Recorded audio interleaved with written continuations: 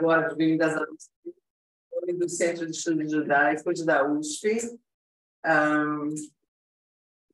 Boas-vindas ao professor Márcio, professor Luiz, todo mundo conhece, que é da casa.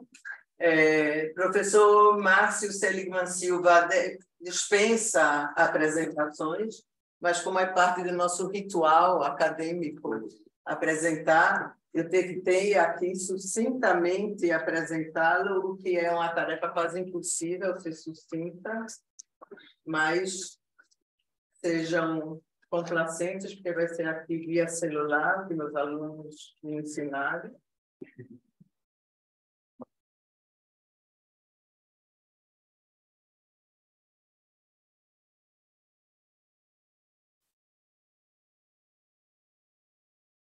Bom, professor Márcio Seligman Silva é professor titular de Teoria Literária na Unicamp e pesquisador do CNPq.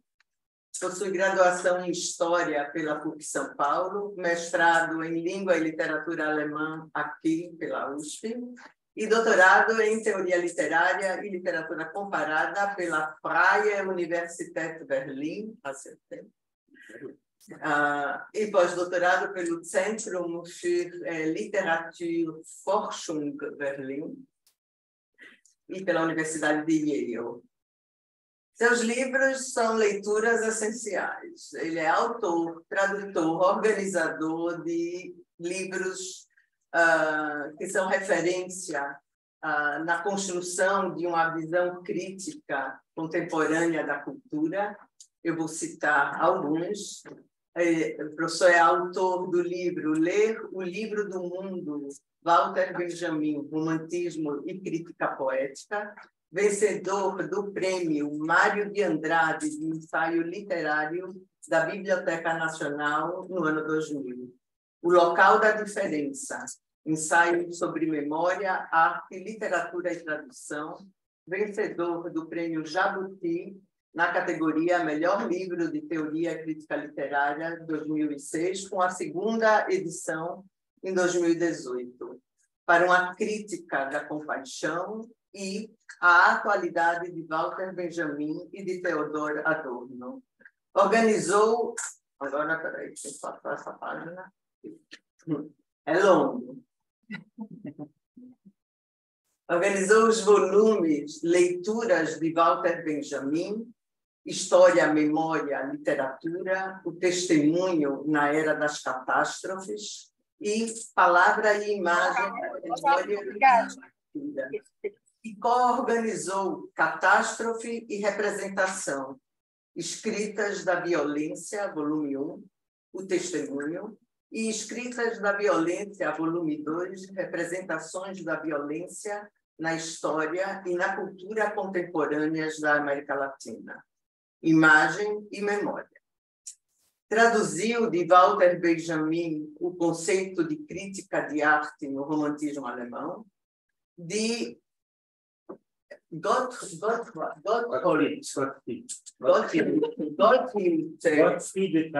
Ephraim Lessing, Laocoonte, ou Sobre as Fronteiras da Poesia e da Pintura, finalista do prêmio Jabuti na categoria Tradução, no ano 2000, Philippe Lacoue-Labart e Jean-Luc Nancy e Jürgen Habermas, entre outros.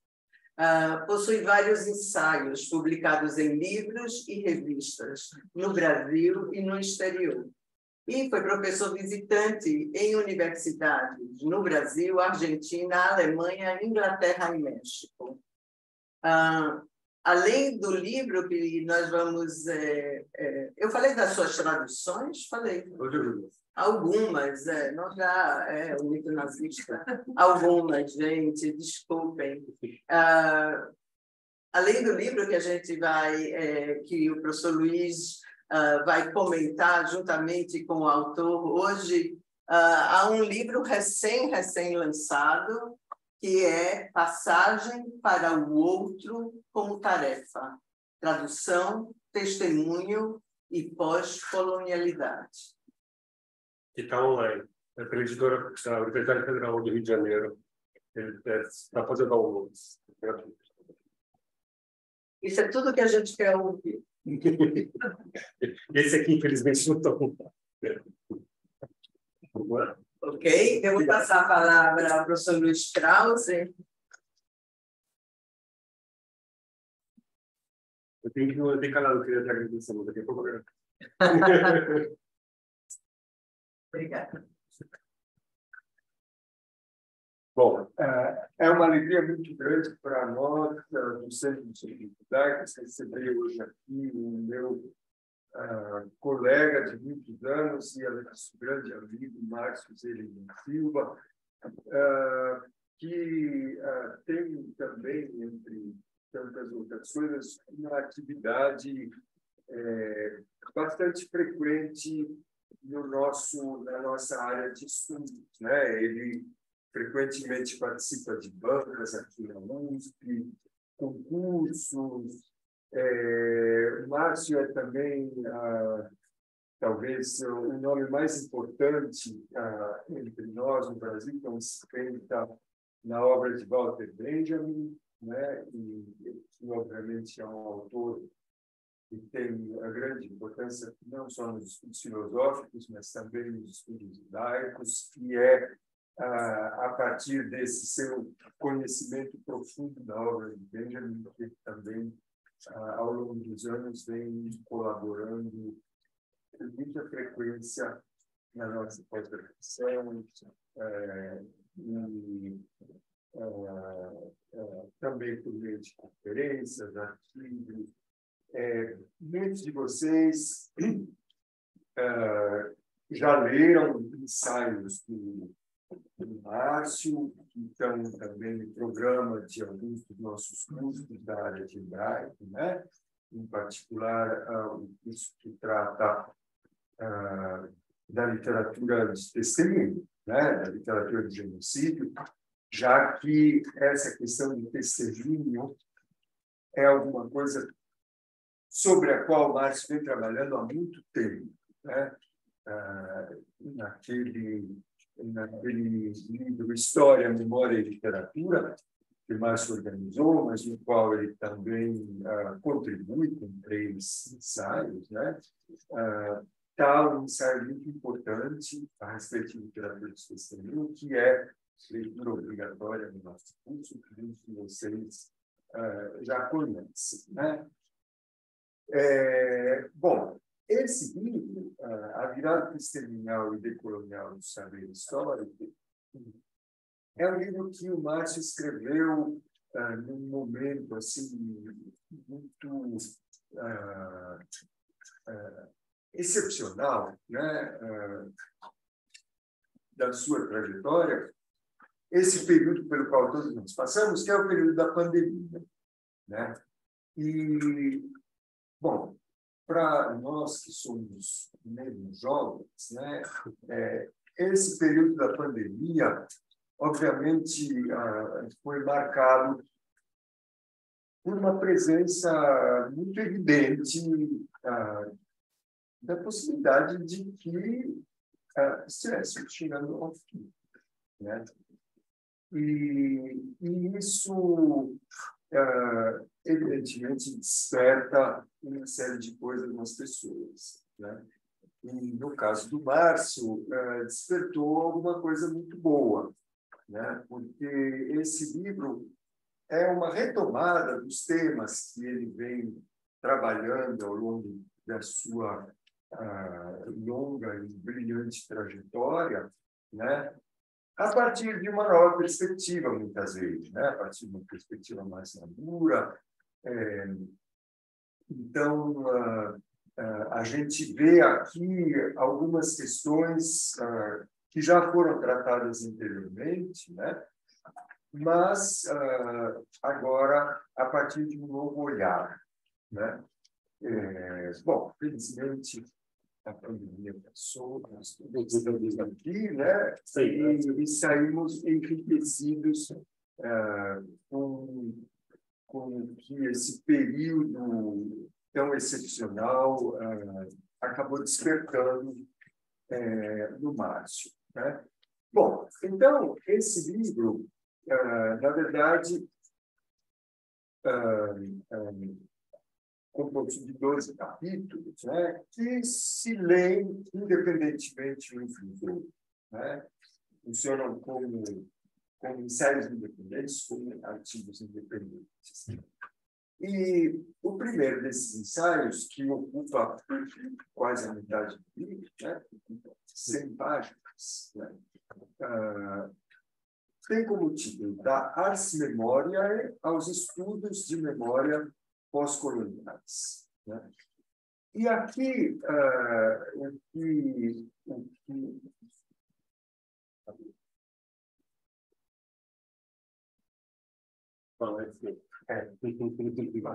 Essa luz.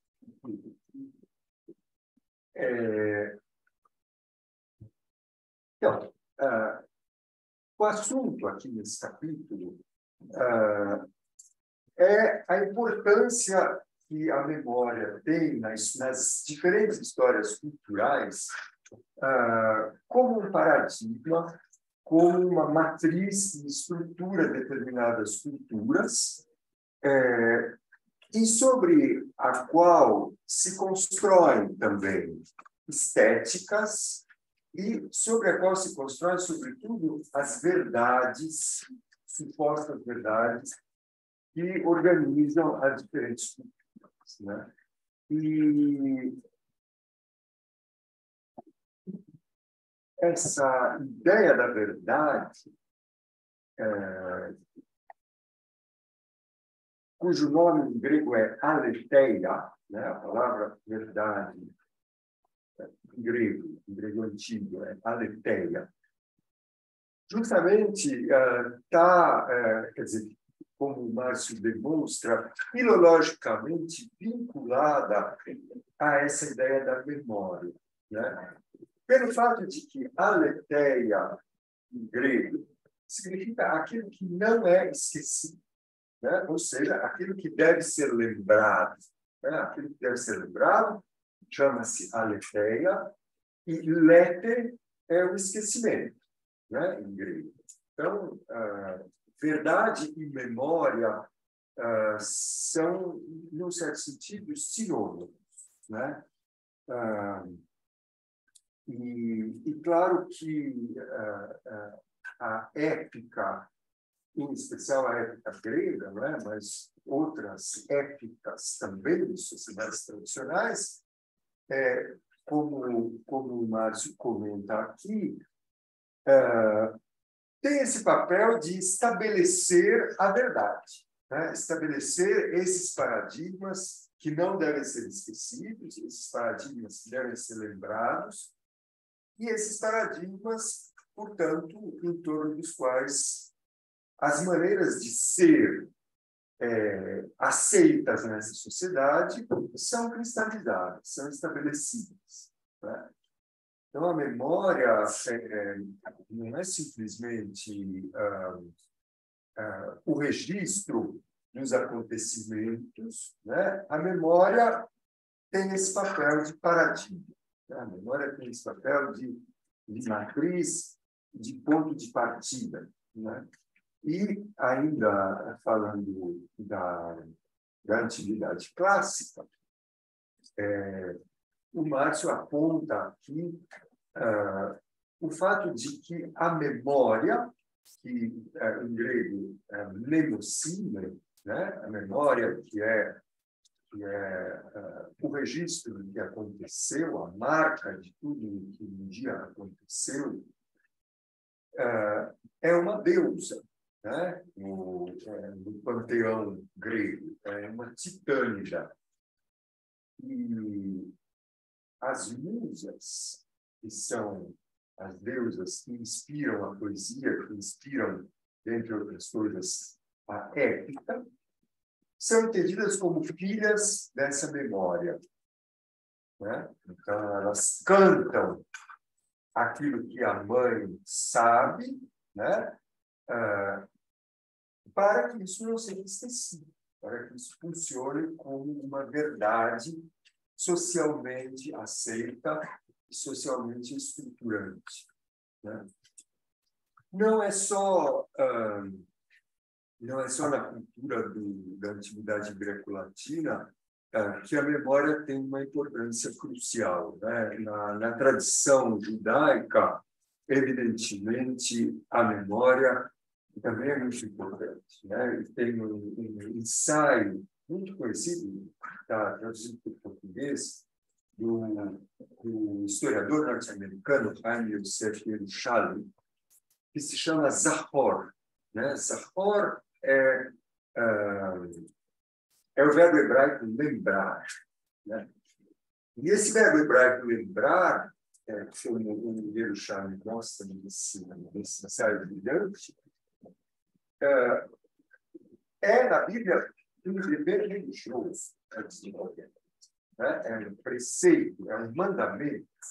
Há uma série de coisas que, segundo os preceitos bíblicos, os judeus devem lembrar. Não é que devem, têm a obrigação de lembrar, né? Por exemplo, a escravidão do Egito, né? Talvez um dos elementos dessa memória coletiva que mais importância tem, né? Como, por exemplo, o sábado, né? O dia de descanso, o Shabat, né? Também é um dia da memória, um dia do qual todos devem se lembrar, porque é um dia em que Deus descansou da criação do mundo, né? Então, essa memória como um dever religioso, essa memória também, então, na tradição judaica, como um fator estruturante extremamente importante, né?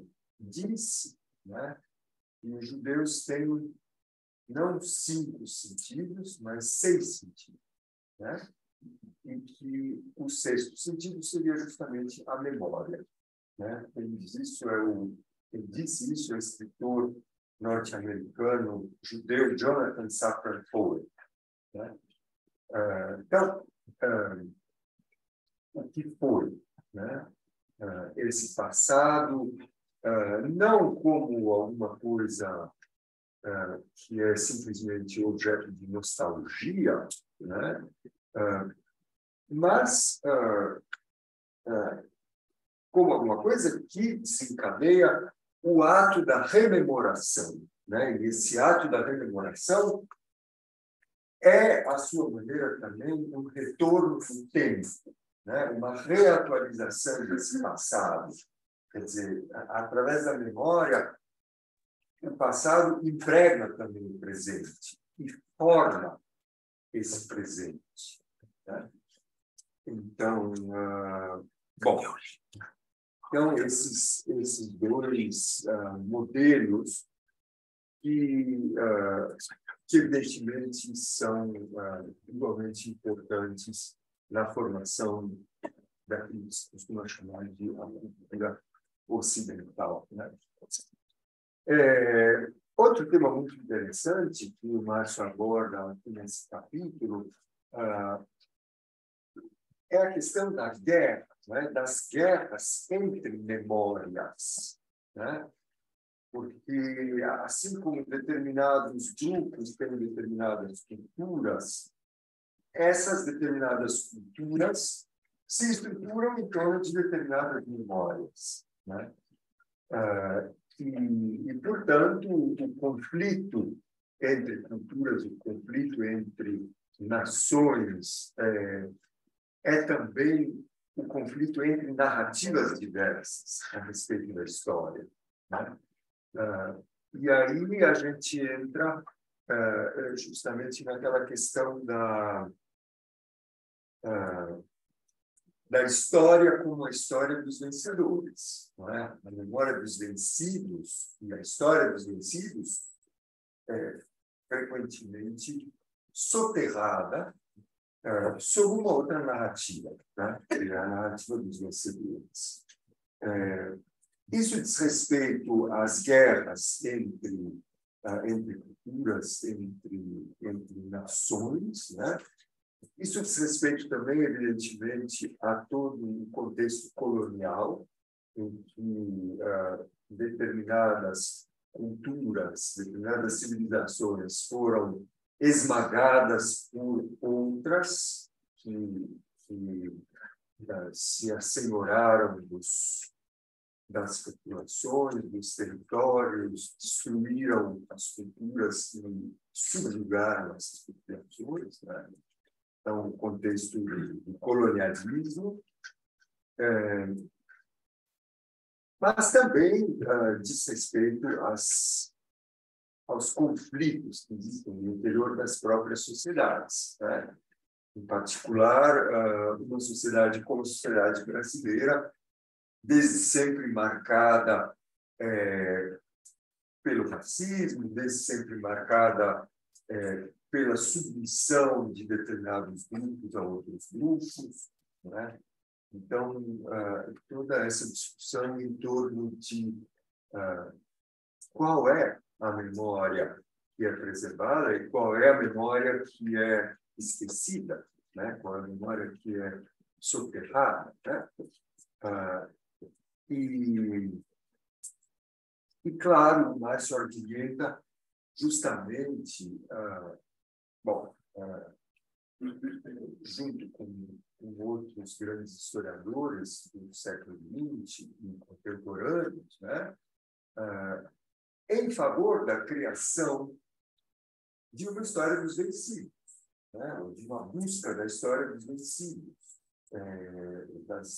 uma busca das narrativas que foram soterradas, né, das narrativas que foram recalcadas. Então, recuperar o esquecimento, né, aquele passado do qual ninguém vai se lembrar.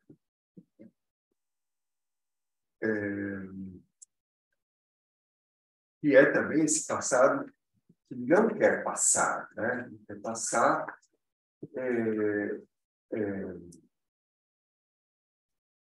porque está enterrado. Bom, então, essa é talvez, de maneira muito resumida, uma sinopse da primeira parte desse primeiro capítulo. Um outro tema muito interessante que aparece aqui nesse primeiro capítulo é a questão da memória no nosso tempo, né? E, em particular, aquilo que o Márcio chama de as próteses de memória, que cada vez mais vem substituindo essa memória abstrata, essa memória impalpável, essa memória que, enfim, paira no interior das pessoas, né? As próteses da memória, bom, originalmente, talvez a primeira dessas próteses foi o próprio livro, né? Quando surge a escrita e quando surgem os livros, tudo aquilo que ficava preservado simplesmente na lembrança abstrata das pessoas, subitamente ganha uma forma concreta externa, né, a qual, teoricamente, qualquer um pode recorrer e ali encontrar essa memória, né? Mas, no nosso tempo, essas próteses se multiplicaram de maneira exponencial por meio da informática, né? Então, tudo pode ser preservado, tudo pode ser guardado em arquivos de computador, em arquivos digitais, né? O que significa também, ao mesmo tempo, né, e paradoxalmente, que ninguém mais precisa se lembrar de nada, né? Está tudo ali disponível, está tudo ali acessível. Ou seja, quanto mais coisas se pode guardar na memória, menos as pessoas se lembram das coisas, né? Porque essa necessidade deixa de existir, né? O que é também um paradoxo que evidentemente desencadeia aí toda uma reflexão, né? E sobre essa questão das próteses da memória, me ocorreu um personagem interessante, muito interessante, né? Do romance Alto da Fé, de Blânio, de Elias Canetti, né? O protagonista desse romance, de Elias Canetti, não sei se todos conhecem Elias Canetti, escritor judeu de origem búlgara, que se radicou em Viena, escreveu sua obra em alemão e que recebeu o Nobel de Literatura na década de 80, não lembro exatamente em que ano, né? E o primeiro grande romance dele é um romance expressionista, escrito na década de 1930, que tem como protagonista um grande estudioso de religiões orientais, né? Que é Peter Kim. E ele tem uma enorme biblioteca na casa dele, e a vida dele são esses livros. Só que, por determinadas circunstâncias, ele acaba sendo expulso da própria casa e da própria biblioteca, né? E se torna uma figura completamente desorientada ali nas ruas de Viena, perdido no tempo e no espaço, né? E que dorme em pensões ou hotéisinhos baratos, né? E cada vez que ele chega num desses quartos míseros de hotel, ele passa horas tirando da cabeça os livros que ele leva dentro da própria cabeça, né? Para acomodar eles nesse quarto, para poder se deitar e descansar. Né? Então, essa passagem, né, da memória interior para os livros e dos livros para a memória interior. Não sei se você quer comentar alguma coisa a respeito dessa questão das próteses da memória. Não, mas foi essa questão aí, aí como é que eu espero que eu não esqueça do que você está falando. Estou em memória. Não, queria que você uma prótesezinha aqui. Bom, outro tema que aparece nesse capítulo, também obviamente fundamental, né, é a necessidade de uma mudança nesse paradigma que vem acompanhando a humanidade, o paradigma de que as memórias dos vencidos são apagadas, né? As memórias dos vencidos são obliteradas, e a história dos vencidos é obliterada, né? E o que se propõe aqui, propõe o Márcio, tanto quanto os autores que ele cita, né, é a necessidade de uma nova ética da memória, né? A necessidade de se repensar a história e a historiografia a partir de um viés crítico, né? A partir de uma empatia com os oprimidos, né? E a partir de uma constatação que já não é uma novidade, né? De que toda aquela historiografia positivista, né? Toda aquela historiografia que entende o processo histórico como uma progressão em linha reta e como algo que tem um determinado sentido, né? Já não é mais crível hoje em dia. Essa historiografia positivista, evidentemente, não faz mais sentido no nosso tempo. O próprio processo histórico se mostrou durante o século XX, né, que é chamado, entre outros por Eric Hobsbawm, como a Era das Catástrofes, né, como um processo sensitivo, né, como um processo que, na verdade, como diz Walter Benjamin na sua célebre Celeberrima, né, nona tese do Conselho da História, né, essa história que nada mais é do que um acúmulo incessante de escombros, sobre escombros, né, e que não possui sentido algum, senão a ausência. Né? Bem ao final desse ensaio, então, quando se discute essa questão do apagamento, né, o apagamento de determinadas memórias, o Márcio nos traz aqui uma citação que a mim, pessoalmente, surpreendeu muito, né, de Rui Barbosa, um decreto de Rui Barbosa, né, Rui Barbosa, que era ministro e secretário de Estado dos Negócios da Fazenda e presidente do Tribunal do Tesouro Nacional, à época da abolição da escravatura no Brasil. Né? Então, o que estabelece esse decreto? Eu lerei para vocês. Serão requisitados de todas as tesourarias da Fazenda todos os papéis, livros e documentos existentes nas repartições do Ministério da Fazenda relativos ao elemento servil, ou seja, relativos aos escravos.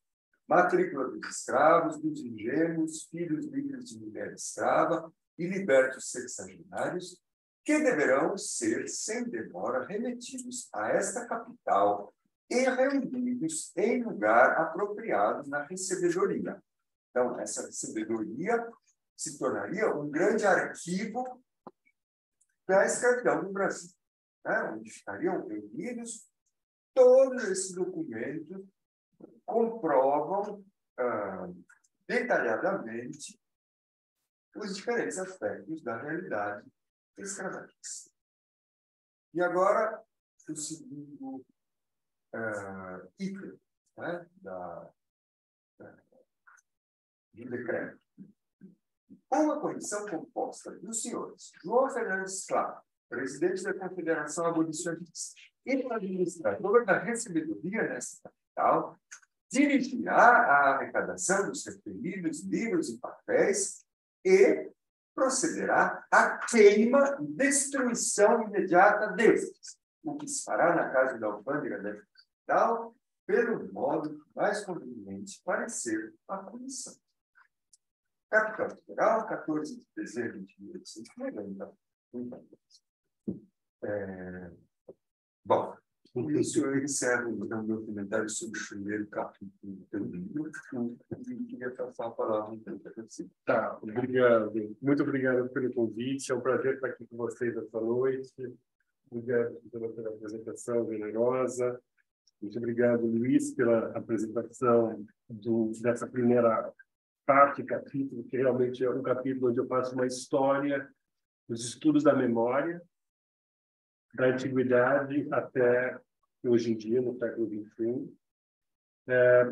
Só eu acho que é interessante você citar a epígrafe do livro para vocês entenderem um pouco a filosofia que sustenta o livro, né? É uma citação do James Baldwin. A história não é passado, é o presente. Carregamos nossa história conosco, nós somos a nossa história. Se fingirmos o contrário, somos literalmente criminosos. É uma concepção da história que fala dessa presentidade do passado. Se a gente pensa bem, o passado existe no presente, assim como a memória. Passado, quando um historiador que se instrumentaliza, né, com todos aquelas técnicas da historiografia para estudar o passado, de arquivos, de filologia, ele vai construir o passado no seu presente. Se não fosse assim, a história ia fechando, né, as áreas. Nós já estudamos a história de Roma, acabamos estudando e acabamos. Não, a gente está sempre reescrevendo todas as histórias. Não é porque ele descobre novos documentos, é porque a história ela nasce do presente e ela nasce para o presente. Então, o meu livro nasceu do período pandêmico, né? Num período em que a gente tinha dúvidas sobre a sobrevivência da humanidade, sobre a nossa sobrevivência individual, etc. E no momento também contemporâneo ao governo que se encerrou aí ano passado, a gente tinha muitas dúvidas, né? E essas dúvidas, para mim, se transformaram também em dúvidas da minha trajetória, né? Epistemológica, digamos assim. E esse livro é um pouco uma tentativa de traduzir essas angústias, né, que é um conceito também psicanalístico, angst, que é difícil de traduzir, que é angústia, medo, ansiedade, né, numa forma de um livro, porque também dizia o velho Freud, né, que uma das maneiras de a gente elaborar essas nossas angústias é jogando com elas, né? Ele lembrava do jogo do netinho dele, que jogava o brinquedo para fora e puxava. Ele, por que meu netinho faz isso? Ele está brincando de se despedir, de separar da mãe. Assim, ele se apropria da angústia e se torna o senhor da angústia. Ele mesmo pode se angustiar e desangustiar. Ele joga o brinquedo, pega ele e volta. Então, existem estratégias de a gente lidar com as nossas angústias. E uma delas é escrever. E esse livro, então, ele nasce dessa tentativa de uma revisão, realmente, do meu percurso, desde os anos 90, quando, em 97, se eu não me engano, eu fiz o primeiro evento sobre a questão do testemunho, que foi pensado aqui, né, no evento que eu organizei junto com o Arthur Nastrovski, na PUC de São Paulo, sobre a questão do testemunho, pensada com uma bibliografia que, na época, era uma bibliografia nova, que vinha de pessoas como Geoffrey Hartman, Shoshana Fellman, pesquisadores, sobretudo da Universidade de Yale, por isso que depois eu acabei de fazer meu doutorado lá em Yale, com a própria Shoshana Fellman, e que, na época, justamente estavam tentando elaborar o boom das memórias da Shoah, que estava sendo publicada nos anos 90, que era um fenômeno interessante, né? Porque a Shoah, que tinha acontecido quase meio século antes, a gente pode pensar que aqueles últimos sobreviventes estavam em uma perspectiva já de morte e eles queriam passar aquela herança. E junto também com outro fenômeno que aconteceu no final do século passado, que era um fenômeno muito intenso do negacionismo. Então, surgem quase sempre antissemitas negacionistas que queriam dizer que o Holocausto era uma construção judaica, uma construção israelense, todas essas teorias da conspiração, mas que produziu uma repercussão, né? Eles publicavam artigos grandes no Le Monde, que é um jornal importante, né? Como no caso do Faurisson, que era um grande negacionista francês. Então, isso produziu na sociedade uma resposta. Também na Universidade de Yale, Geoffrey Hartman, junto com outros psiquiatras, intelectuais, criaram o primeiro arquivo de videotestemunhos, né, que hoje em dia tem mais de 50 mil testemunhos, né? Depois o Spielberg também fundou um outro arquivo, com tudo que ele ganhou da lista de Schindler, ele doou para esse outro arquivo que hoje em dia está na Universidade da Califórnia. Inclusive, o meu instituto, eu acho que vocês podem fazer isso aqui também, a gente pode assinar esses arquivos. E todo mundo pode ter acesso a partir de um computador específico da biblioteca. É uma coisa muito interessante. Meus alunos, eu dou curso sobre testemunho, de uma das atividades é eles olharem esses testemunhos. É um aprendizado gigantesco, né? Poder compartilhar dessa história oral. Bom, então, o século XX é um século de grandes catástrofes, como lembrou meu querido amigo Luiz Krauss. É um século de genocídios e de guerras, de morticínios, como nunca tinha existido antes, porque nunca existiu tanta gente na Terra e tanta tecnologia de morte. Então, o século campeão de mortes é um século que teve mais gente na face da Terra e que tinha mais guerras e matanças. se a gente pensar que o genocídio, né, da população Nama e Herero começou em 1904, no atual Namíbia, né, feito pelo Império Alemão. Então, o genocídio de quase 80% da população Herero, 50% da população Nama, genocídio específico, praticamente. E só recentemente a Alemanha reconheceu, e de uma maneira também que deixou a população descendente desses povos que viviam na Namíbia muito insatisfeita. Acharam que era um tipo de reconhecimento muito burocrático. Mas, enfim, pelo menos reconheceu. Isso foi há 2 anos atrás que ele reconheceu. E assim, os genocídios se multiplicaram, né? Seja na África colonial, né? Se a gente pensar em todas essas questões que vieram à tona também durante a pandemia, né?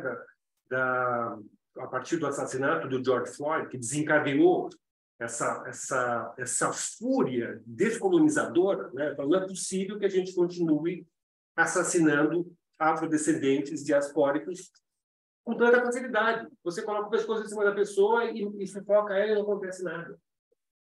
Isso acontece no Brasil muito, sabe? Né? Raramente essas pessoas são julgadas. Né?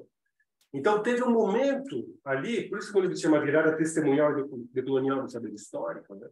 Essa virada decolonial e testemunial já estava acontecendo no final do século XX. Né? Mas eu acho que, nesse período da pandemia, que coincidiu com uma onda neofascista nacional e internacional, né? Isso ficou mais premente. Eu falo, a gente não pode mais continuar tampando os olhos para isso que se chama de colonialidade, e a continuação da cultura da colonização, da racialização subalternizadora, que divide a humanidade entre pessoas dignas de terem direitos humanos, dinheiro, conforto, e a outra parte da humanidade que não merece nada. Né? Merece aquilo que a gente conhece bem no Brasil, merecem favelas, merecem transporte precarizado, tudo precarizado, não merecem lei, não merecem proteção, não merecem... Então, a gente tinha que levar a sério essas questões. Eu acho que o que aconteceu nesse movimento pós George Floyd foi uma coisa realmente brutal. Né? E assim, é uma coisa bastante impressionante para nós que vivemos no Brasil, onde, como eu falei, isso acontece o tempo todo. Teve o caso do rapaz que foi assassinado lá no Carrefour, né, em Porto Alegre. Enfim, tem um monte de casos que tem repercussão. Né? Mas não se compara com o que aconteceu nos Estados Unidos com o George Floyd. Eu diria que foi uma onda internacional, né, de derrubada dessas marcas da memória na colonialidade. Então, a gente vive no Brasil. O Brasil, se vocês pensarem bem, é um dos países mais conservadores do mundo em relação a políticas da memória. Nós somos o único país da América Latina que homenageia todos os ditadores da nossa última ditadura. Vocês vão para a Argentina, o que eles fizeram com os ditadores dele? Não sei se vocês viram esse filme maravilhoso, 1985. Foram todos julgados e presos. Alguns se mataram, foi maravilhoso. Se livraram daqueles caras. E é isso que a justiça tem que fazer. Para isso que a justiça existe. Para produzir justiça. Né? E no Brasil, a nossa justiça ela é extremamente elitizada. Né? Extremamente. Tanto é que conseguiram prender o candidato que estava na frente das eleições para ele não ser candidato. Foi uma loucura. Então, essa consciência de que o Brasil é um país que produz essa glamorização da colonialidade, da continuidade dos nossos bandeirantes, os nossos grandes, né, as grandes figuras que enfeitam sobretudo as cidades do estado de São Paulo são os bandeirantes. Então, é um estado bandeirante. Quem foram os bandeirantes? Estupradores, assassinos, escravizadores. Por que os políticos, quanto mais conservadores de direita, mais eles amam essa estátua do Brecheret ali no Parque do Ibirapuera, né? O Jânio Quadros, assim que ele foi feito, ele colocou lá a polícia para proteger o Dória. Todos esses caras assim, mais de direita, eles veneram, porque eles representam. Eles acham que é maravilhosa essa mentalidade do mundo. Então, o que aconteceu então durante esse meu período pandêmico foi justamente eu reconhecer a necessidade de expandir aquilo que eu tinha estudado sobre a história e a teoria do testemunho para toda a nossa sociedade. Né? Porque o que significa virada testemunhal do saber histórico? Significa que a gente passa a perceber que todo saber é localizado. Todo saber parte de indivíduos localizados que têm um papel na sociedade, que é determinado por essa sociedade. Por isso que essa situação do Baldwin aqui no começo da minha tese, do meu livro, que é um livro tese, né? Tem essa tese da necessidade de a gente pensar o saber do ponto de vista testemunial. E por que decolonial? Porque a gente precisa descolonizar nossas mentes, nosso saber, nossa cultura, nossa universidade. A universidade nasce no século XIX como um dos braços da colonialidade, né? Ela nasce com a sua antropologia colonial, com a sua geografia, com a sua história. Literatura, tudo era colonial no século XIX. E a gente não descolonizou a universidade, né? Isso é uma coisa que falta, né?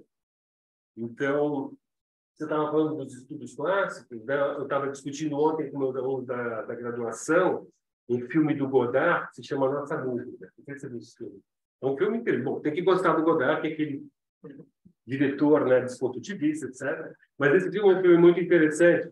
E ele filmou essa obra cinematográfica durante um congresso que ele foi convidado em Sarajevo, logo depois da guerra, do final ali da guerra da formação da Sérvia, da Croácia, etc. Então, é uma Sarajevo ainda em ruínas.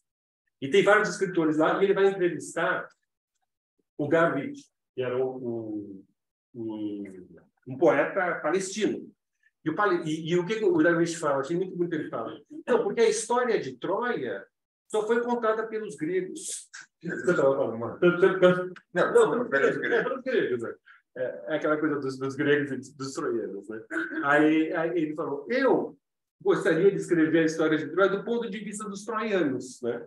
Então, ele diz que a poesia dele foi sempre a tentativa de escrever a história do ponto de vista dos vencidos, né? Não sei se ele conhecia o nome dele e tal, né? Mas a verdade é que ele tinha uma perspectiva nessa entrevista que ele deu para o Godard, bastante benjaminiana, né? Ele falou, mesmo se eu fosse de uma nação vencedora, eu ia fazer questão de me solidarizar com os vencidos. Eu ia lá numa manifestação a favor dos vencidos, porque eu não me identifico com os vencedores, né?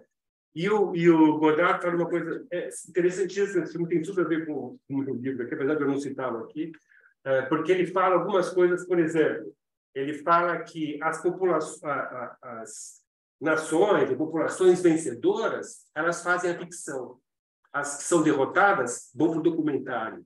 É interessante, por que vão para o documentário? Porque justamente o elemento testemunhal é tão premente nesses grupos, nessas culturas, né, que eles precisam testemunhar, eles puxam, né, a ficcionalidade para o elemento testemunhal. Isso aconteceu na história da literatura, na história das artes, da cultura, no final do século passado para o nosso século, né?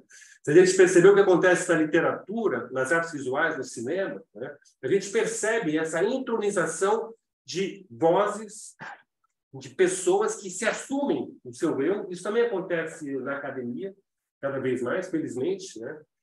Essa coisa que não sei se vocês conhecem, o Chakrabarti, que é um teórico da história hindu, né? Ele chama de desprovincialização, né? O saber europeu, o saber ocidental, ele é pensado como um saber universal sem lugar, né? É um lugar, a Grada Quilomba também, que é uma escritora portuguesa que vive em Berlim, ela fala o homem ocidental branco, ele está em casa em qualquer lugar. Em qualquer lugar ele está em casa. Enquanto aqueles outros que são sem casa, estão sem casa em qualquer lugar. Eles nunca têm casa.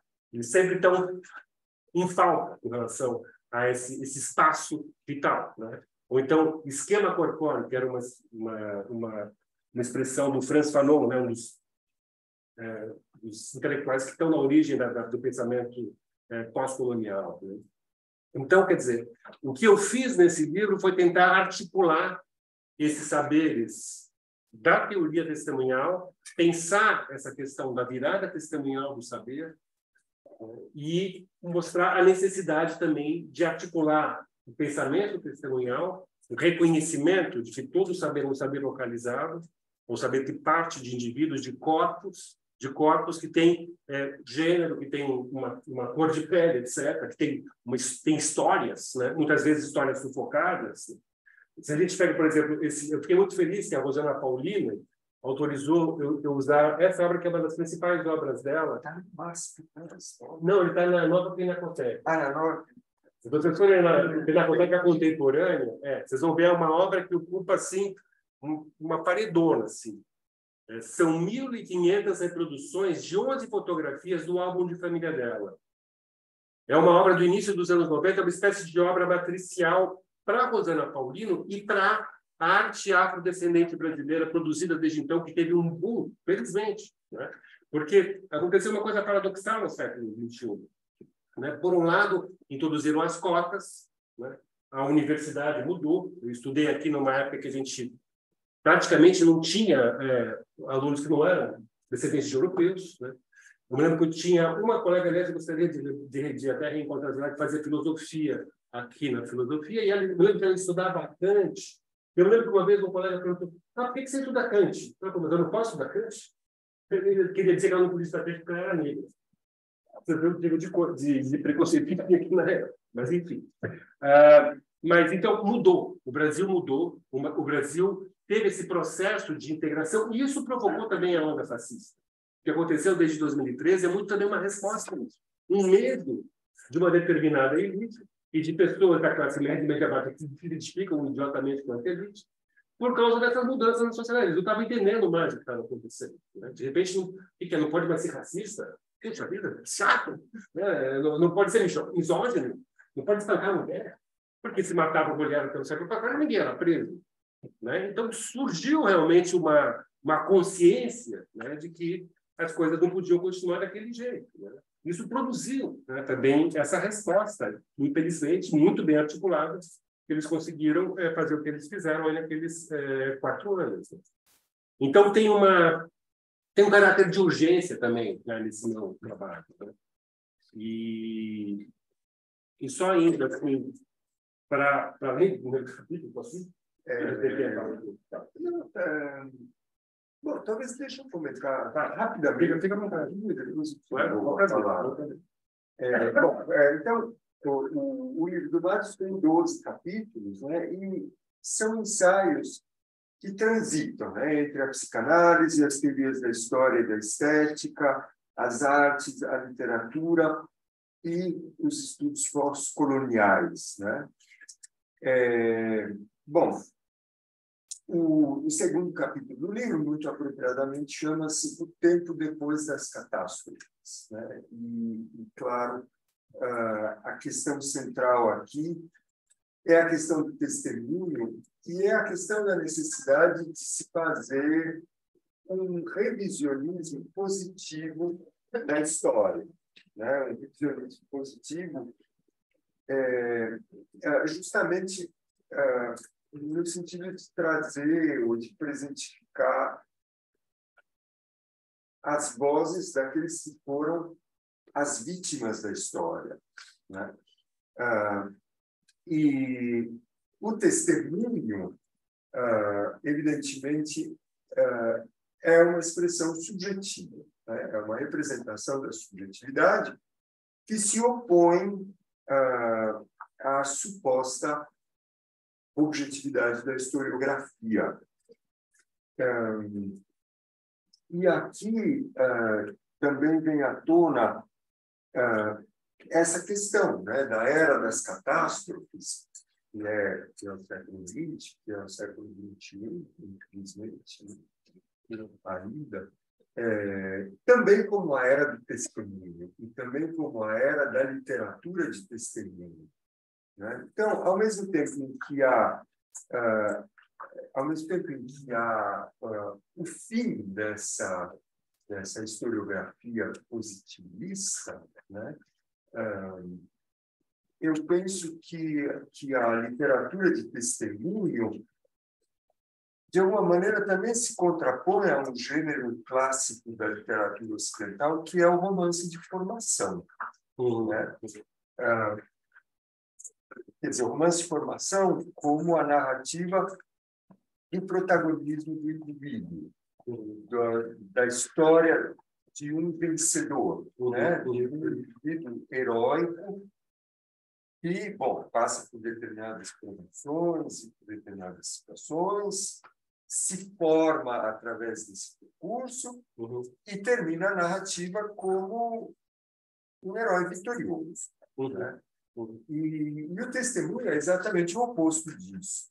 Né? O testemunho é a possibilidade que os que sobrevivem aos desastres da história têm de simplesmente narrar não aquilo que eles conquistaram, não as batalhas que eles venceram, mas aquilo que se passou com eles, contra a vontade deles, né? Independentemente da vontade deles. Então, um compromisso, um novo tipo de compromisso da literatura com o real, né? Que se encontra aí no testemunho. Talvez você queira falar um pouquinho a respeito disso. Eu queria só ler um trechinho aqui do teu livro a respeito dessa questão do testemunho, né? Então, de fato, vivemos numa era de testemunhos.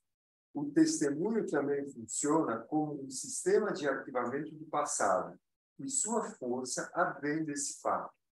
Podemos pensar, diante da dissolução das fronteiras entre disciplinas, assim como entre os registros, do ético, do estético, do político e dos restos, do modo de pensar religioso, e o conceito de testemunho, com suas diferentes modalidades, permite focar essa cena atual de modo concentrado. E mais adiante, com a simbiose dessas esferas e a impossibilidade de levar esse sonho adiante, restou ao sobrevivente do século XX testemunhar as catástrofes. Então, o testemunho como o gênero literário por excelência da era das catástrofes. Obrigado, Luiz. Eu tinha esquecido de comentar a coisa das próteses que você tinha pedido. Sim. É porque faço uma pequena história das próteses de memória, né? Que começa exatamente na história do diálogo platônico, onde o Platão fala, né, desse descrédito clássico que ele representa com relação à escrita, né? Porque ele dá a história do mito do Thoth, né? Que é esse deus das técnicas egípcio, que teria sido criador da escrita, e quando ele criou a escrita, teria dito para o imperador lá do Egito que ele tinha inventado um elixir da memória, né? E aí o Platão diz, não é o elixir da memória, é o elixir do esquecimento, porque a gente vai escrever, isso não vai lembrar de mais nada. Isso ele falando dos tabletinhos de cera, que era como se escrevia na antiguidade.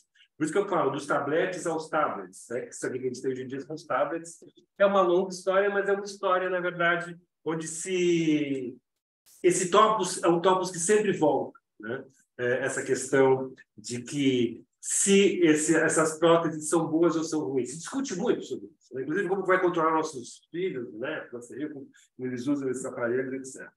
Mas, enfim, é um aspecto que eu passo por aqui, que é essa relação com desses dispositivos exteriores, da memória. Aí tem todo o Hegel tinha uma crítica também da escrita, ele fazia um elogio dessa memória vital que vem de dentro, aos vendes, enfim, tem toda uma questão aí também de tradução bastante complicada, né? Quando a gente fala do Hegel.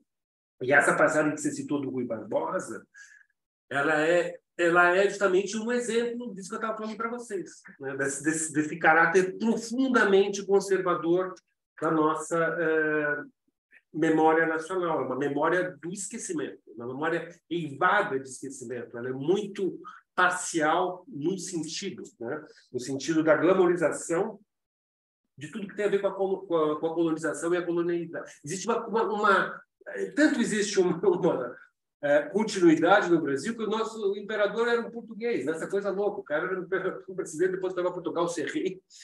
Só no Brasil aconteceu. É um país de uma continuidade das elites absurda, né? E Então, a questão dos arquivos, né? Os arquivos, eles precisam, eu também faço uma teoria do arquivo, né? Eu falo, a gente então precisa invadir os arquivos, a gente precisa anarquivar os arquivos, né? Esse conceito de anarquivamento, acho que é um conceito que é interessante, que a gente pode também pensar muito do que é produzido na cultura crítica do século XXI como um processo de explodir o arquivo e anarquivá-lo, que é um conceito que eu derivo do Benjamin, porque ele tem uma teoria do colecionador, que eu também não vou apresentar aqui, mas que eu falo aqui no livro, que eu acho bastante importante para a gente recordar hoje, né? A questão da literatura de testemunho. Então, existe uma literatura que é testemunhal na sua essência, porque ela tem como projeto ser literatura de testemunho, como acontece com o Primo Levi, um dos mais conhecidos, né? Semana que vem vou discutir aqui no Centro de Pesquisa e Informação do SESC o Boris Paor, não sei se vocês conhecem, o sobrevivente também, só que italiano, da cultura eslava, da Trieste, né? Tem um livro tem vários romances, mas no Brasil tem um publicado, bastante impressionante. Porque existe uma vasta literatura de sobreviventes, seja do Holocausto, dos campos de concentração, dos outros genocídios, né? Dos genocídios que, por exemplo, aconteceu no Pol Pot, lá no Camboja, 75 a 79, mais de 1 milhão de pessoas mortas, né? A questão lá dos Tutsis, dos Hutus, também mais de 1 milhão mortos em 3 meses com facas.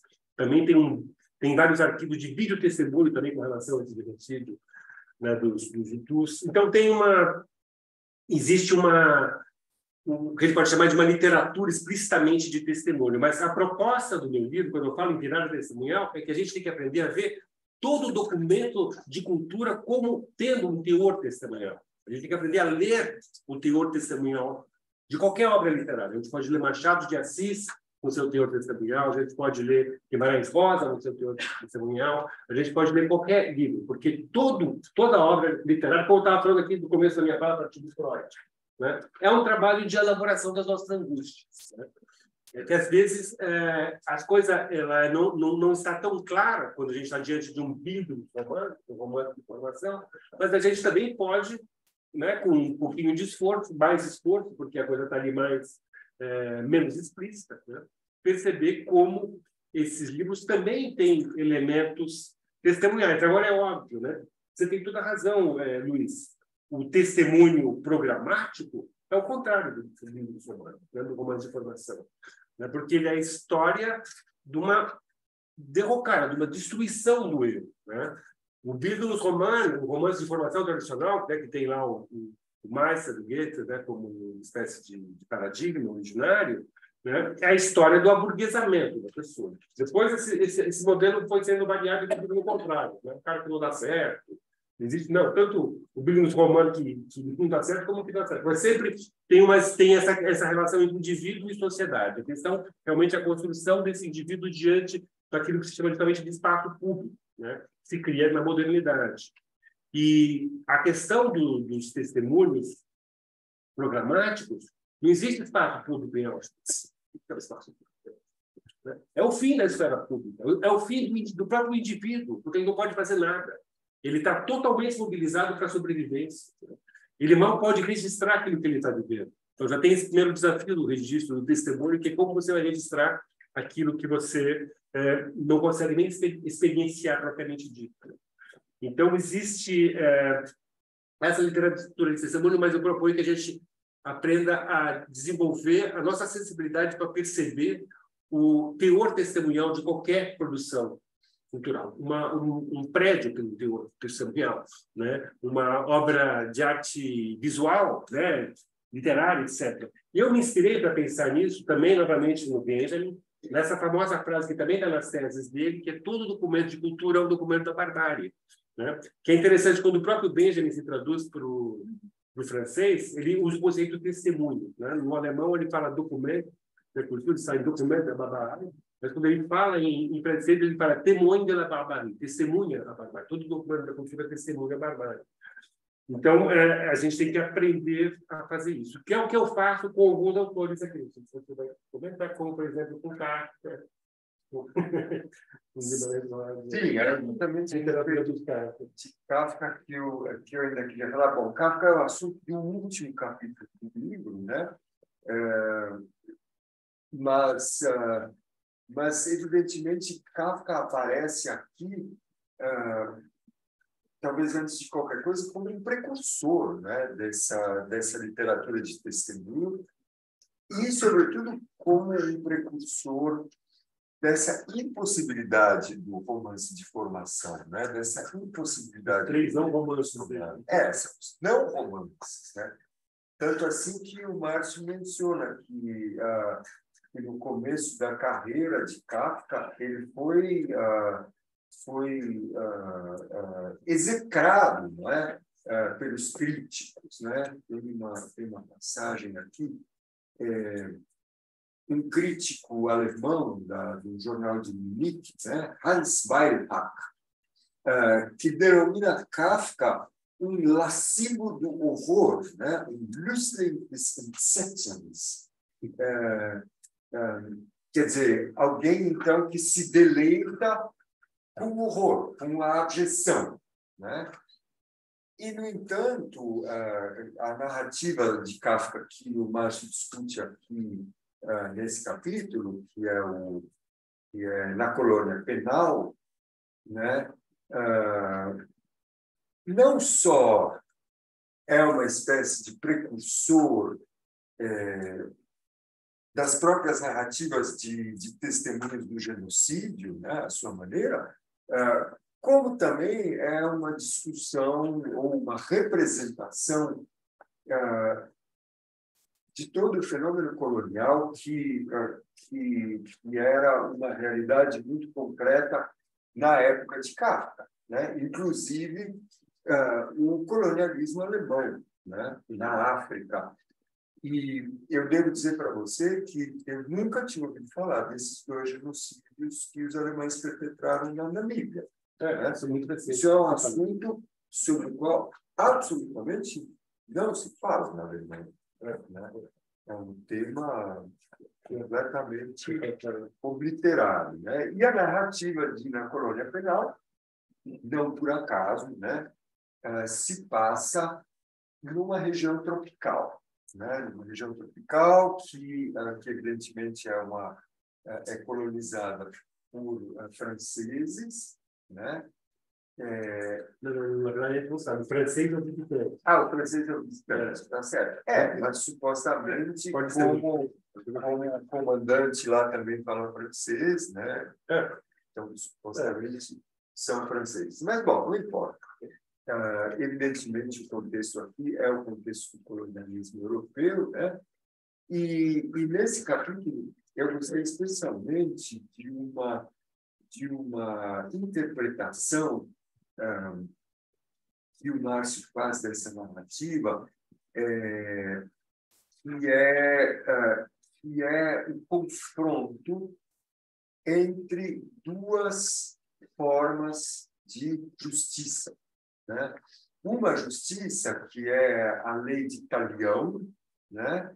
Então, aquele condenado que está sendo executado por aquela máquina na colônia penal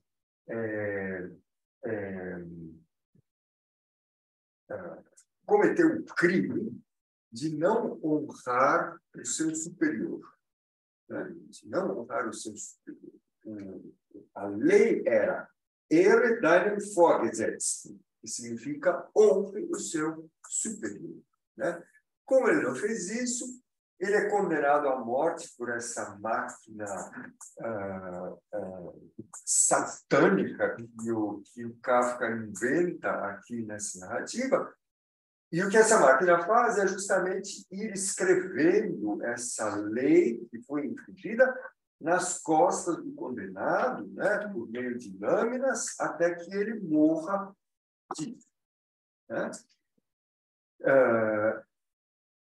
E, ao mesmo tempo, essa cena toda se dá num momento em que, nessa colônia penal, se começa a discutir se, afinal, o uso dessa máquina talvez não devesse ser abolido, né? E se talvez as pessoas não devessem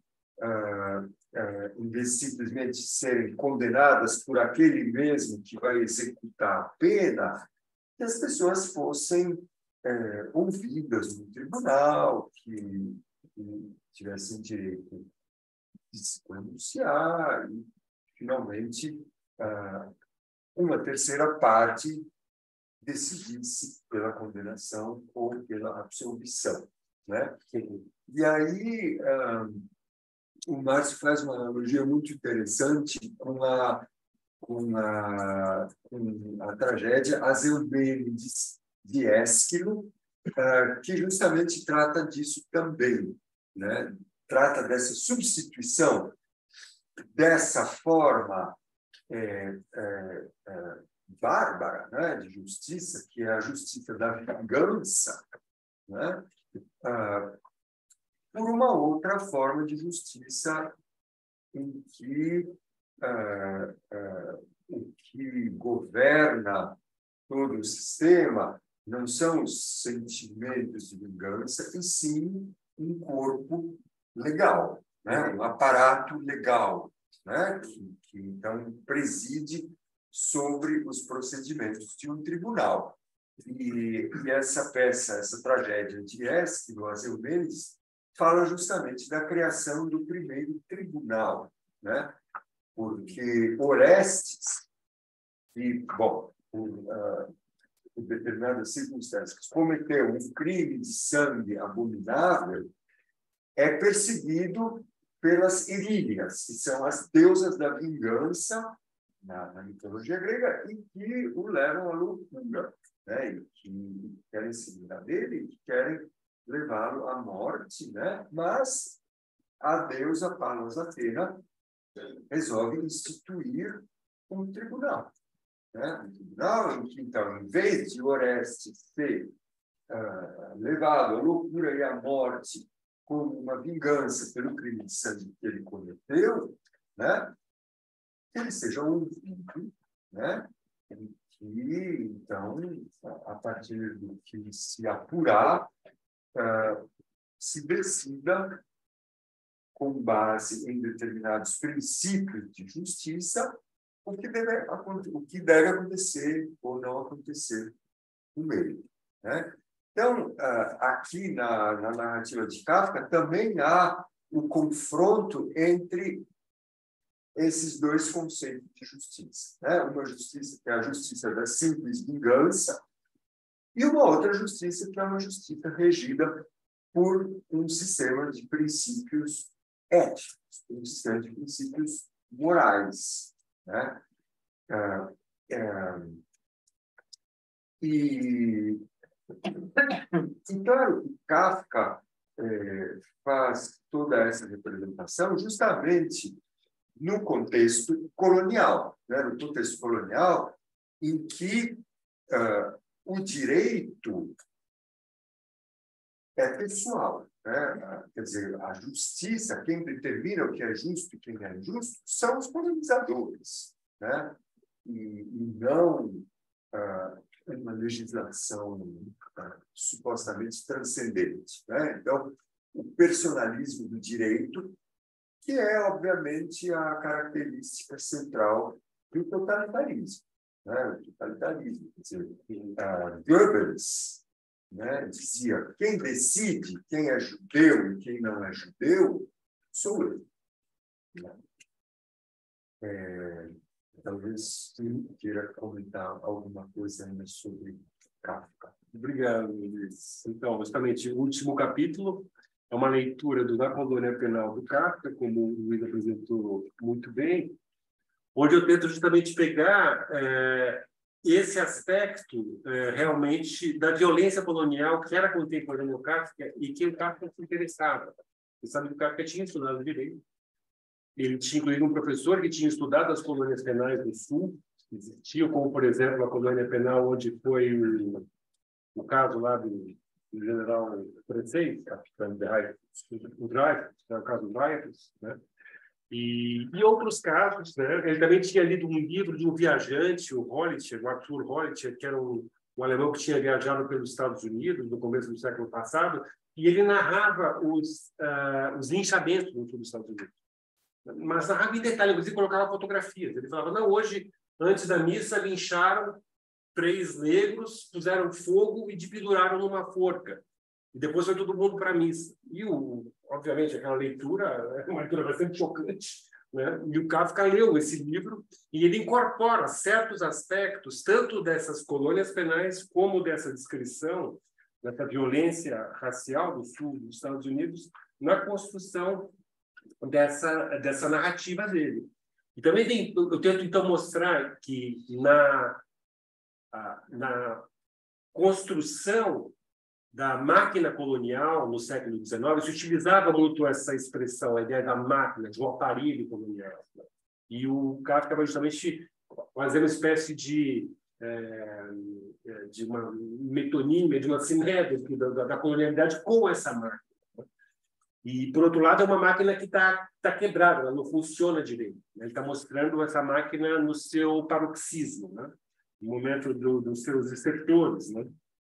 E também é interessante que, enfim, eu pergunto a vários teóricos da colonialidade, o próprio Sartre escreve sobre essa questão da máquina colonial, dessa violência e da tendência dessa máquina também a acabar explodindo, porque dizia o Sartre, a colonialidade, ele usava a expressão, ele falava, né, a empresa colonial, a máquina colonial, ela, para existir, ela precisa fazer a exploração máxima das pessoas e da terra.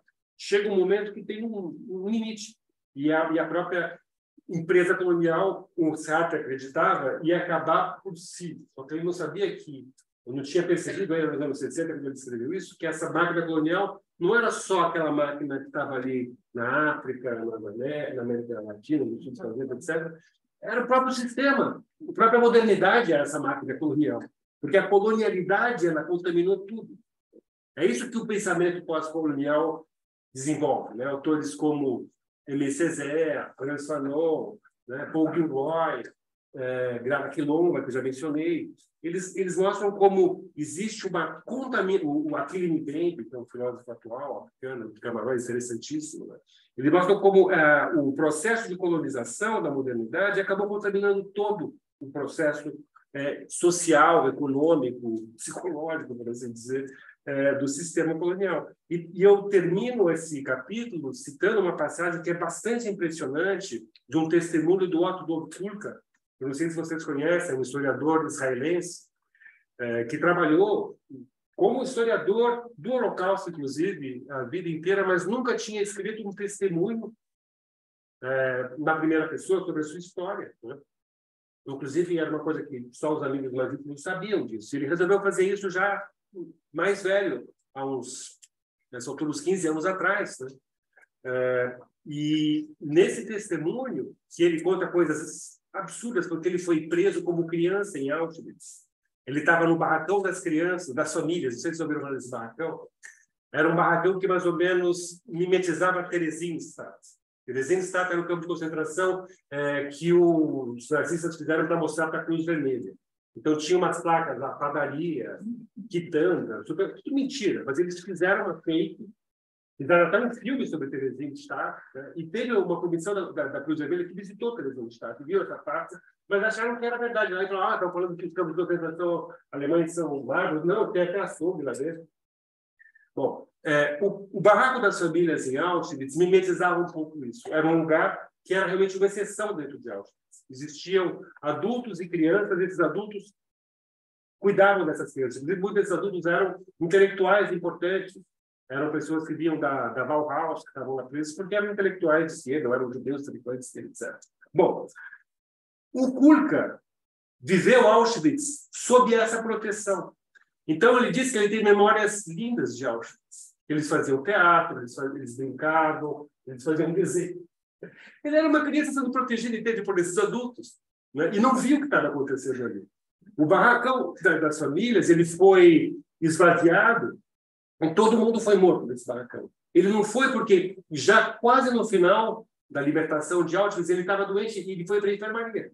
Então, no dia que evacuaram o barracão e mataram todo mundo, ele não estava nesse estado.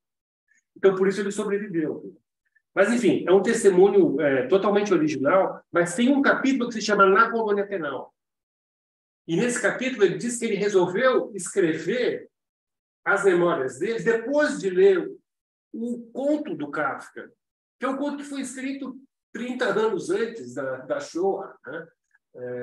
Só que o que acontece, que é interessante, então, conectar todos esses elos, a gente percebe que aquilo que o Kafka fez, eu falo que o Kafka fez um testemunho tardio da violência colonial. E normalmente se fala, não, o Kafka fez um testemunho precoce da violência nazista. Mas existe uma relação entre a violência nazista e a violência colonial. A Hannah Arendt, que é uma das primeiras historiadoras, né, do nazismo e dessa violência nazista, ela falava isso. A escola dos generais, dos militares nazistas foram as colônias na África. Lá eles aprenderam a fazer campo de concentração, a fazer as duchas, fazer transporte, a torturar, a fazer experiências. Também tinha experiências lá com essas populações africanas. Então, ali foi o local. O que aconteceu, isso a Simone Weil já tinha dito também em 1936. O que aconteceu com o nazismo é que o nazismo aplicou na Europa técnicas que eram aplicadas na África até então. E isso provocou tudo aquilo que a gente sabe que provocou. Então, esse capítulo final tenta, então, desdobrar as várias camadas testemunhais de uma pequena narrativa kafkiana, que, na verdade, é um concentrado de muitos testemunhos. E, como eu falei, a gente precisa aprender a desenvolver esse olhar para perceber esse teor testemunhal da literatura, né? Não dá para ler o Kafka como eu sou realista. Na verdade, ele é super realista. Eu queria ainda compartilhar com vocês uma passagem sobre esse último capítulo, em que o Márcio faz uma interpretação dessa lei, né? Ehre deinen Vorgesetzten, honre o seu superior, que eu achei realmente interessantíssimo, né? Então, eu vou ler para vocês esse trecho, né? É importante ler em alemão a sentença com a lei infringida. Ehre deinen Vorgesetzten. A tradução é, sem dúvida, honre seus superiores. Mas encontramos aqui o termo Vorgesetzter, chefe, superior, que é formado com o prefixo for e o termo Setzer, que é derivado do verbo por setzen. Acontece que lei em alemão é Gesetz, literalmente aquilo que foi posto. Portanto, essa lei que foi infringida pode ser lida entre as linhas de palavras como honre aquele que vem antes da lei. For Gesetzter, né? Gesetz é a lei, então honre aquele que vem antes da lei. Ou seja, honre aquele de onde a lei derivou. Mas também temos que lembrar que Kafka, nesse momento, estava às voltas com a escrita de O Processo. E, nesse romance, existe uma conhecida passagem que ele tratava de modo autônomo com o título de Diante da Lei, Vor dem Gesetz. Derrida mostrou que esse título remete também a uma ideia de antes da lei.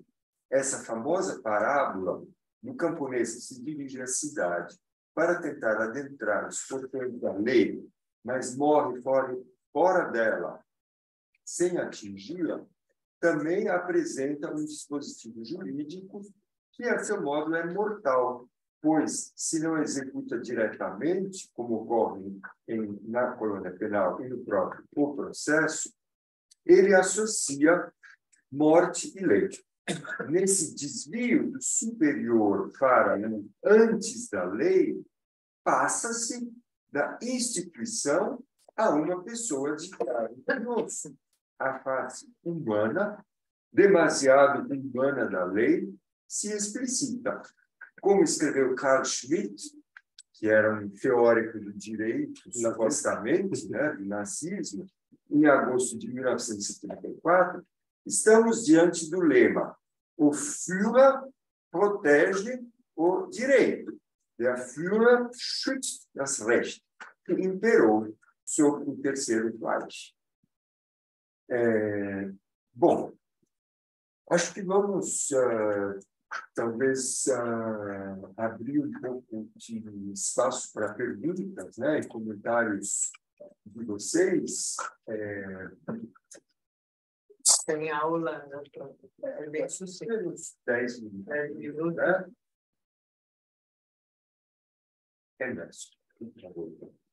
Não é exatamente uma pergunta, mas achei que valia a menção, pensando em testemunho, que esse ano a gente chama efeméride, né, que é 80 anos do levante do Gueto de Varsóvia. E enquanto o gueto estava sendo destruído e um grupo estava se ocupando em fazer a resistência, em trazer armas e tentar resistir o dia que podia, teve um grupo que se ocupou em fazer um arquivo, né, liderado ali pelo Lingenblum, né, e eles montaram esse arquivo à beira da destruição, né? Não sabíamos se o arquivo ia ser lido, se ele ia sobreviver, mas eles não faz ali registrar o que eles podiam em diários, em guardar materiais, e enterraram o arquivo, né? Fora dos escombros, aquilo que estava embaixo, daquilo que estava sendo destruído. Inclusive, uma parte desse arquivo foi encontrada, mas outra parte não foi encontrada até hoje. Então, uma parte está embaixo de Varsóvia, suspeita que talvez seja embaixo da embaixada da China, mas parece que está lá, perdido. E esse ano saiu publicado um livro do Didier Berman, que ficou traduzido como Esparsas. E ele fala, se eu não me engano, é uma pessoa do arquivo, que ela escreve lá num texto que o historiador, acho que serve a pessoa que está testemunhando, tem que ser como alguém que atira uma pedra nessa roda da história dessa locomotiva, de uma forma a implodir, né, e parar essa locomotiva imparável da história. É isso. Obrigado, Ernesto. Essa metáfora da locomotiva, novamente, é uma metáfora também benjaminiana. Né? O Benjamin dizia assim, o Marx diz que as revoluções são a locomotiva da história. E se não for assim, se na verdade as revoluções forem, na verdade, o freio de emergência que a gente precisa puxar antes de a gente cair no abismo. Eu acho que a última pandemia mostrou que a gente tem toda a razão. A gente tem que puxar o freio de emergência. E com relação a esses manuscritos, né, enterrados, né, que tem esse valor quase que sagrado, tem uma narrativa, não sei se você conhece, Joseph Hakover Se Volta para Deus, do Tzvikolitz. Você conhece, né? Sim, que o Fábio Landa traduziu aqui no Brasil. É uma história muito louca, porque o Tzvikolitz, que era um ativista pela criação do Estado de Israel, ele estava em Buenos Aires durante a guerra, e o jornal Yiddish, o Yiddish Zeitung lá de Buenos Aires, convidou ele para escrever. E ele escreveu essa narrativa.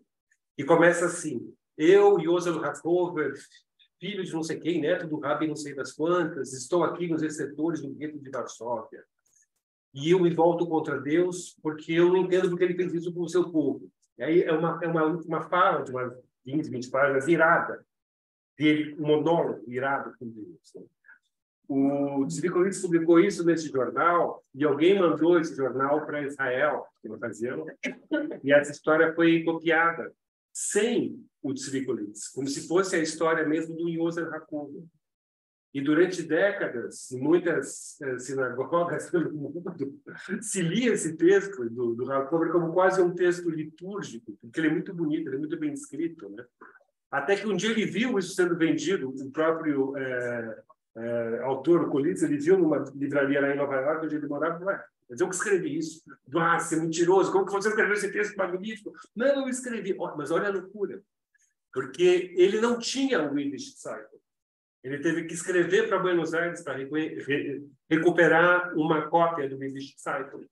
E tinha acabado de ter o atentado da AMIA, onde 85 pessoas tinham morrido, e o arquivo do Yiddish Zeitung estava naquele prédio da AMIA. E naquela narrativa inicial do Joseph Hakover, quando ele está falando, que ele está ali nos setores do gueto de Varsóvia, né, existe uma pequena introdução do autor que ele fala: encontrei esse texto aqui entre os escombros do gueto de Varsóvia. Então, aquilo que tinha sido ficcionado como uma coisa que foi encontrada entre os escombros, na destruição da judeidade, efetivamente aconteceu. Nos escombros da Da Ânia. É uma loucura. Né? Você vê que a história do século XX é uma história de catástrofe, de violência. É uma história muito louca. Bom, muito obrigado por me dar a oportunidade de lembrar do Tsiripolis. Quem mais gostaria de comentar alguma coisa?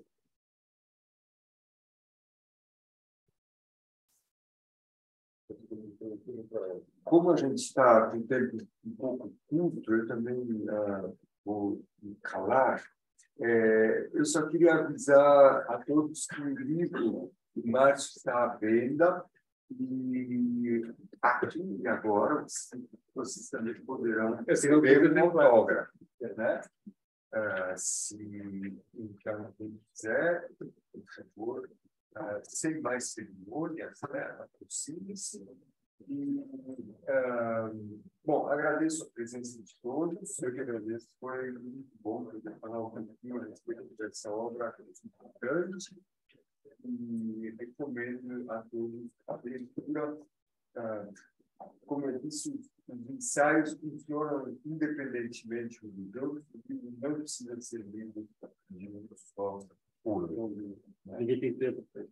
Vou tentar me doar por sempre. Tá? Legal. Obrigado.